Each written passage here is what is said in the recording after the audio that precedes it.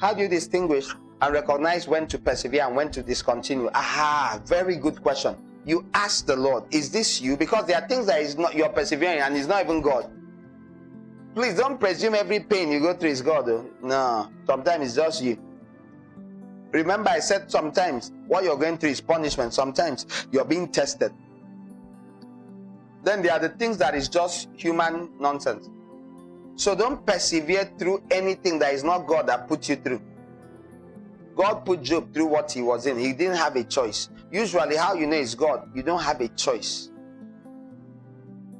Example, your family. Like you don't have a choice. You go back to them, they talk. Your mother talks about marriage, you want to go mad. You're going to have to persevere to that one. What will you do? Except you pack and go and live in another house. Except you have money. But some you have no money, you can't rent your own house elsewhere. Except they post you from your office somewhere. But if you have no choice, there's nothing you can do. You can say, Mama, please be praying. Okay, but don't nagging me. If it's a bad thing, don't obey. If she says, Gam, your mates are following men. Go and follow a man. It's not wrong. Tell her, I can never do that in Jesus' name. In Jesus' name, Father, deliver me. I will not. Create a big enough spiritual sin for her not to try that one again. But some are very stubborn. They will come again. And it's usually mothers, not fathers, that will pull those stones.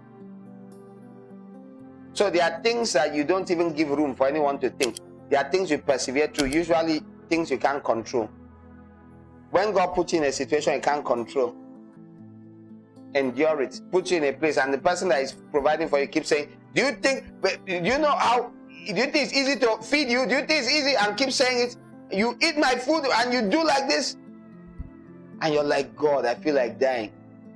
If God, that is happening, but it's not that money comes for you to go and stay elsewhere and you can't care for yourself. God has forced you into that situation. You're going to have to endure, persevere. Very different if you have your source of income and you're trying to save money to buy an iPhone and then they're insulting you. That insult means leave. You should have left since. You're a greedy person and you're using those people's head. So you will pray to God about when you should discontinue enduring certain things. There are things you are enduring that is not from God, it's Satan directly without God's permission. You're going to ask God and God says, no, I don't want you going through this. One of our brothers talked about how they insulted, someone accused him falsely on their class group and said he did something which he didn't do at all. But he was keeping quiet and saying, well, maybe it's my cross. And I said, how? You mean you didn't even say once on your group, this thing is false, it didn't happen. This thing they said I do, I went and told, I never did. Didn't happen. False. He said, no, he just kept quiet. Took it like, there's something called a martyr syndrome, where you think you're to be crucified. You go around looking like you need someone to crucify. I'm available. It's not God's will.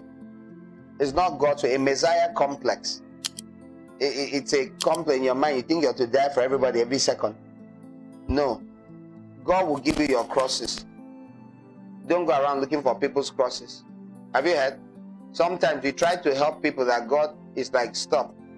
And we keep sending them help. And it's not God's will. There are people. But how can you know? You have to ask him. Ask him and mean it. And he will answer you. But don't do things out of anger or unforgiveness or bitterness.